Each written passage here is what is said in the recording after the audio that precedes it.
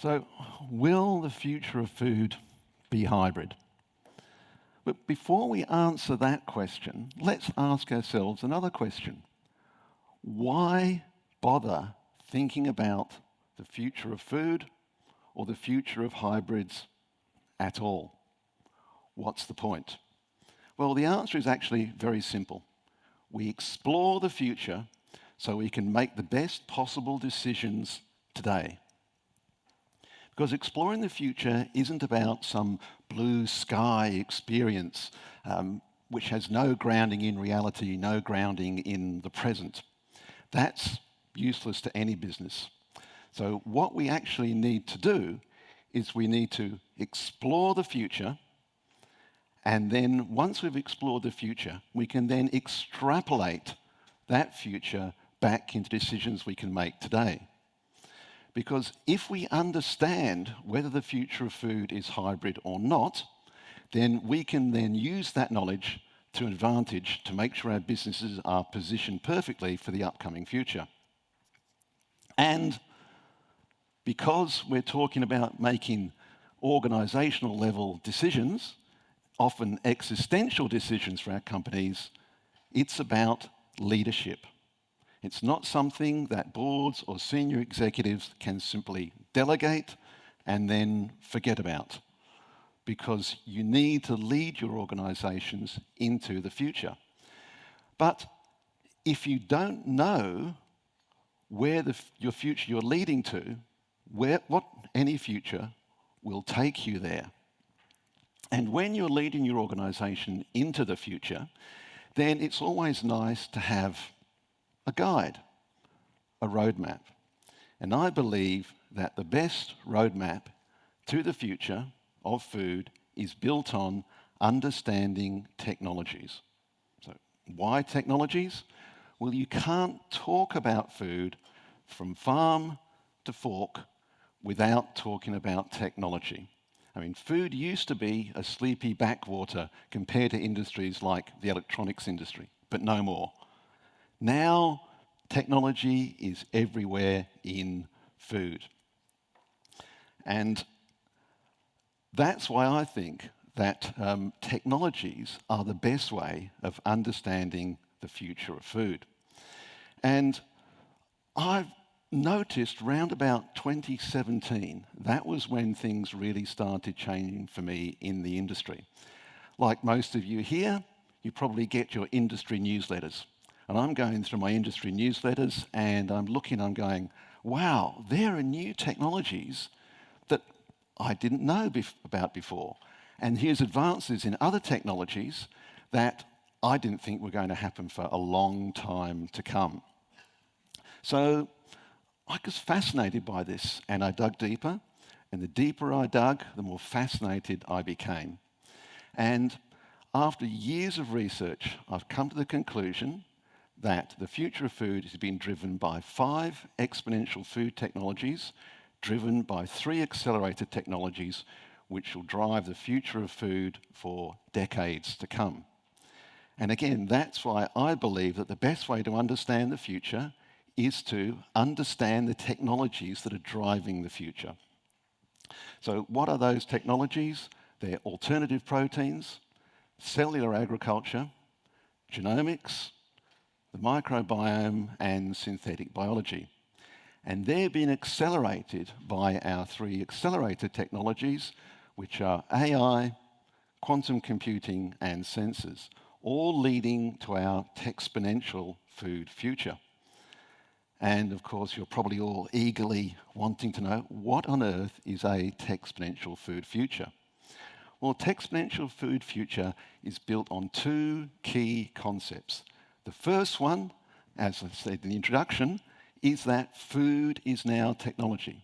As I said, you cannot talk about food now from farm to fork without talking about technology. So much so that food now actually is technology. And if you look at that concept, the extension of that concept is that technologies advance exponentially. And a good example of that comes from actually outside the food industry, because we're very early in our exponential or exponential food future. So this is an example of our second key concept from the electronics industry. The portable computing 1975 style.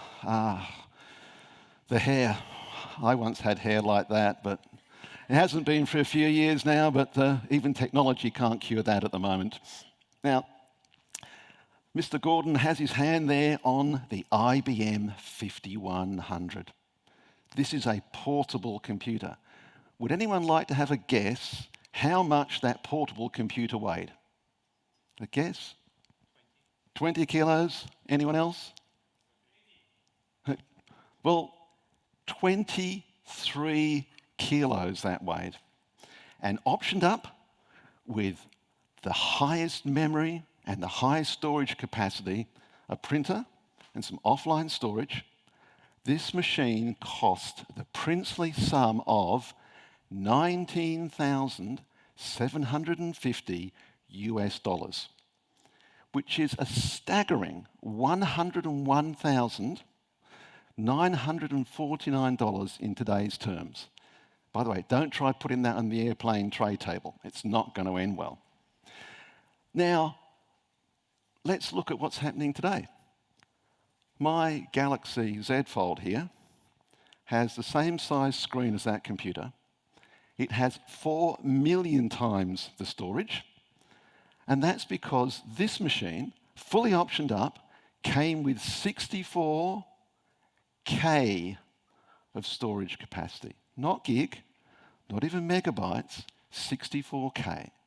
So my Z Fold has 4 million times the storage at 1/1000th of the cost, at 1/100th of the weight. Such is the power of exponential technologies. And this all goes to show how dangerous it is to think linearly in an exponential world. Let's look at our friend here. Down the bottom, they think, business is so predictable. They do their extrapolation along the dotted line there. They know where they're going to be. And they look up and suddenly find that's not where they expected to be in the future, because that dotted line wasn't really a straight line at all. It was a shallow curve as part of an exponential curve, and they get the exponential shock factor. And that's important because we humans are linear creatures. I mean, a day is a day, a week is a week, a year is a year. We might think sometimes that time passes faster or slower, but it doesn't really. It's exactly the same. So humans are linear, technologies are exponential. So where do these two concepts lead us? Well, food is now technologies advancing exponentially. Food is now, you guessed it, techsponential. Now, here's a good example from the food industry of some of the growth in a food ecosystem. This is what was all the companies in 2018 involved in the alternative protein space, plant-based and everything else. That's it. Not even 5 years ago. That was all there were. Fast forward 3 years, that is a number of companies now in that same ecosystem. I've never seen an ecosystem in food move that fast. And you might be wondering, well, Tony, why are you showing me 2021? Well, I can tell you, even with a screen this size, put the 2022 chart up there, you'd be staring at coloured dots. That's how fast it's moved now in the next year and a half. You now need 3 landscapes split up to try and show what's going on in this particular industry. As I said, I've never seen an ecosystem move so fast.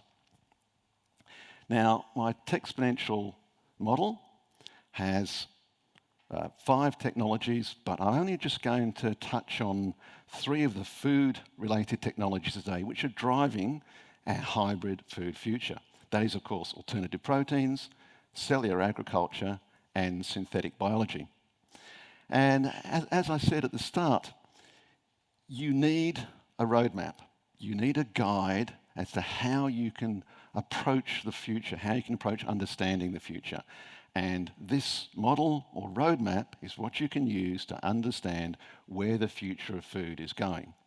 Now, first one I'm going to talk about is alternative proteins, and I'm not going to bore you with going through plant-based products. I'm sure you're all well familiar with plant-based products. They've been around for a while now, a whole few years. But let's have a look at a few of the cutting-edge protein technologies. How about food from leaves? There's a company called Leafed, and they are extracting proteins from leaves. Now, we humans already eat leaves. We eat spinach, we eat lettuce, we eat all sorts of leaves. But we can only extract a small part of the nutrition from those leaves. That's why cows eat grass and we don't. They can do something with it. What this company is doing is they're extracting the protein from leaves called rubisco. And that is part of the photosynthetic cycle. And they can extract that and use that to make alternative protein products. And rubisco is the most abundant protein on the planet. There is no other protein that as much as rubisco. And then we have food from air. There's a company called Solar Foods in Finland. They suck in air, and using solar energy, they separate that out into moisture, CO2 and nitrogen. They split the water into hydrogen and oxygen using solar energy. They combine them with some nutrients, and they grow food from air. And they don't need any arable land, and they don't need any fresh water. How about bacon from the ocean? I mean, who doesn't like bacon? I mean, come on. That's if anything gets in the way of someone going to a more vegan or vegetarian diet, it's usually because they can't give up bacon, let's face it. And macroalgae, they are a really, really good source of, the original source of MSG. So they make a really good bacon product. And how about this for a supermarket? This is from a company called Prime Roots in the US. Fungus charcuterie. These sliced deli meat products are made using fungus. And if we move on now to cellular agriculture, and most of you would be familiar with the one, or one you'd be most familiar with, would be making cultivated meat, which is where you take a few cells from an animal and you grow your meat in fermenters. You grow meat without the animal. And using that technology, you can just print the bits that you want. You don't need to print the bones, you don't need to print the hoofs, you don't need to print anything you don't want. You can just print what you want, this piece of steak. Now, you might look at that and say, well, Tony, that's not 100% like a steak, right? I mean, I actually agree with you. But this photograph is 12 months old, and it's a prototype product. Remember exponential change? Imagine 5 years' worth of exponential development of that product. If we were back here in 5 years' time, Teresa, we'd have got to come back and show you the next picture and let you know what it actually looks like in 5 years' time. You can even print food that doesn't exist. This is a company called Stakeholder Foods, and they've printed what they call omakase bites, Japanese term for specialist product. Now, Wagyu steak, yes, they're highly marbled, and you get lots of fat in the steak, but nothing from an animal looks like this with a layer of meat and a layer of fat. This is a product that, until they printed it, did not exist. And how about milk without the mammal? You can take stem cells from milk and you can grow miniature mammary glands in stainless steel fermenters, and you can make milk without the mammal, including humans. So think how that will affect the dairy industry. And just to show that cellular agriculture is not all about animals, a company called California Cultured, they are growing cells from the cacao plant, where we get our chocolate from, to make ingredients to make chocolate. And for those of you, or probably all of us who love chocolate, chocolate's in trouble. Disease, lower yields, climate change, it contributes to deforestation as well. So if we want to continue to eat chocolate and the other people who are coming up in the world want to eat chocolate, then we're going to need something more than conventional agriculture. Lastly, we have synthetic biology. And that's generally where you take a gene from one organism that you want to make, you put into another, and you make that product. And this is how we make animal-free animals. So we can take the gene for whey protein from making cheese, put that into a yeast, grow that yeast, and a company called Perfect Day has done this, and they are now making bored cow. The cow's bored because it has nothing to do anymore. They're making the milk without it, so it's off on holidays. It's not worried anymore. This is a company called Nutropie, based in France, and what they're doing is they're making cheeseable milk, so made with alternative proteins without the animal, but it can then be used through conventional, traditional cheese-making processes to make cheese like Camembert, Brie, other soft cheeses and hard cheeses as well. And the last one that I like here is growing animals in plants. Well, maybe not the whole animal, maybe just a bit of the animal. A company called Nobel Foods, they have put the gene for casein, which is the protein in milk that makes cheese nice and stretchy and yummy. They've put it into soybean. They grow the soybeans, harvest the soybeans, extract the casein, process the rest of the soybean, and use that to make cheese. They've already planted their first crop this year. They'll have test products on the market first quarter of next year. Science fact, not science fiction. Now, all of these technologies are providing new and different ingredients that we didn't have before, or certainly not the way they're being made. So the hybrids are coming. Whether we like it or not, we're going to have hybrid products. And there are hybrids on the market at the moment. For instance, Tesco over in the UK have their mince beef with 30% vegetables. Here in Austria, Rebel Meat Kids with organic meat, beef and vegetables. And in the States, they have beef toppings. So we have beef and mushroom, pork and cauliflower pizza toppings. And also in the present, we have a company called General Mills, you've probably heard of, a big food company in the US. They're using that whey protein from Perfect Day to make animal-free cream cheese. So we're seeing hybrids already on the market at the moment. And if we look to the past, there's a company called Tyson Foods, you may have heard of in the US. They have a brand Raised and Rooted. And look at the marketing on this. I'm sure the marketing people in the room must be shuddering at the moment. Angus beef with isolated pea protein. Yum, I like the sound of that. That failed. That was withdrawn from the market in the US after 12 months. It didn't make it. And if we look to the future, well, the future is already here. These are chicken nuggets made by a company called Good Meat, a subsidiary of Eat Just, using cultivated chicken cells. You've been able to buy this in Singapore for nearly 2 years now. So that hybrid product of cultivated chicken cells and plant-based products is already here. And then we've got a product from a company called Enough Food in the UK.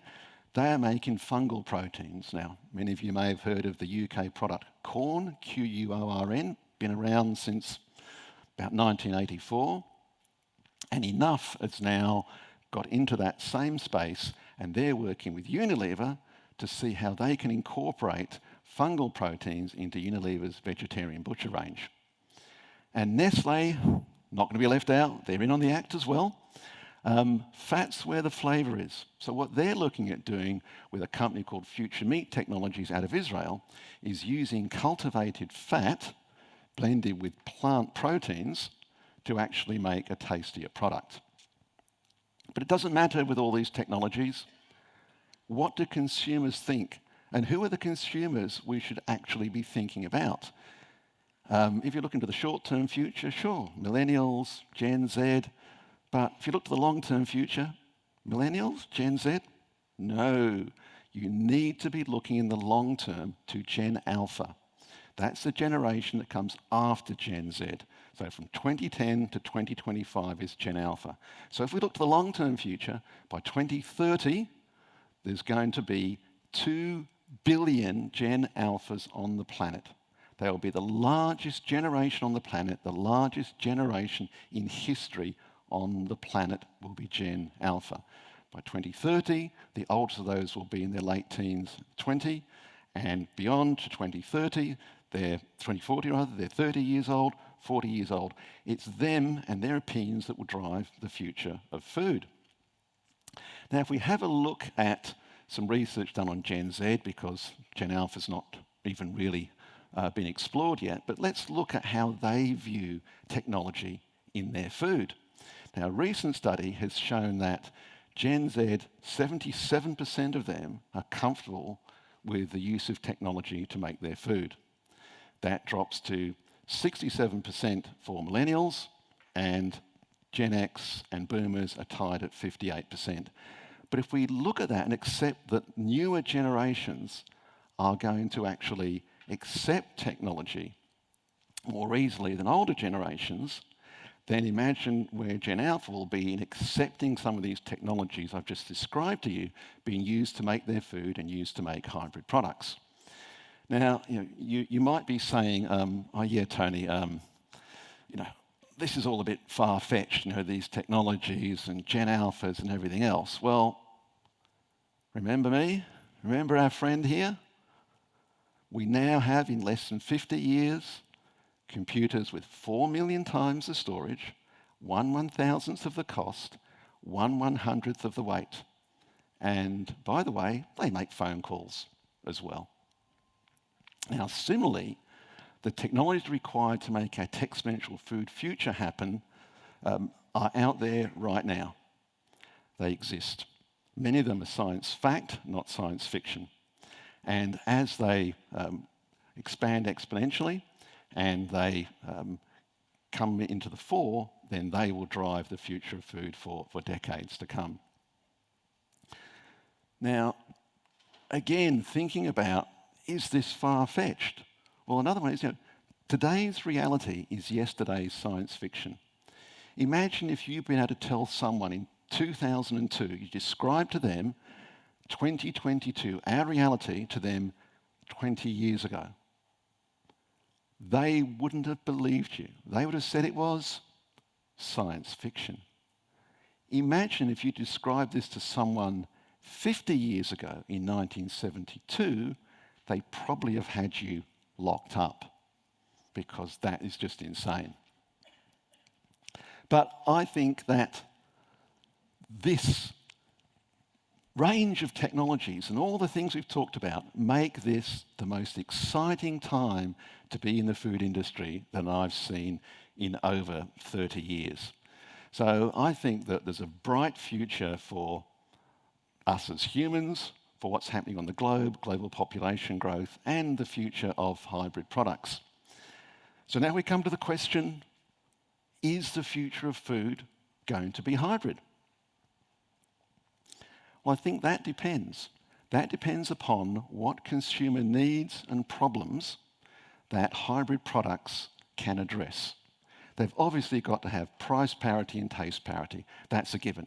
If it's too expensive, it doesn't taste any good, you'll get some trial, but people aren't going to keep on buying it. So will they have extra benefits? Will they be more sustainable? Will they be healthier? And with our friends at Nestle, who are working on plant-based protein and cultivated meat fat, will they taste better? Are they a match made in heaven? Or are they just a technology looking for a problem? Now, there's so many questions in there, and I've done a lot of work with my consulting clients on these questions. And what it comes down to is that my bet is that when we look to the future of 2030 and beyond, there will be a whole range of different hybrid products on the market. There'll be products we've never even seen before. There will be products that are only an idea in the minds of some startup founders. There will be lots of different hybrid products on the marketplace. And whatever the future holds, whatever it's going to be, it is going to be a wild ride. So welcome to our Texponential food future, or should I say our Texponential hybrid food future. Thank you.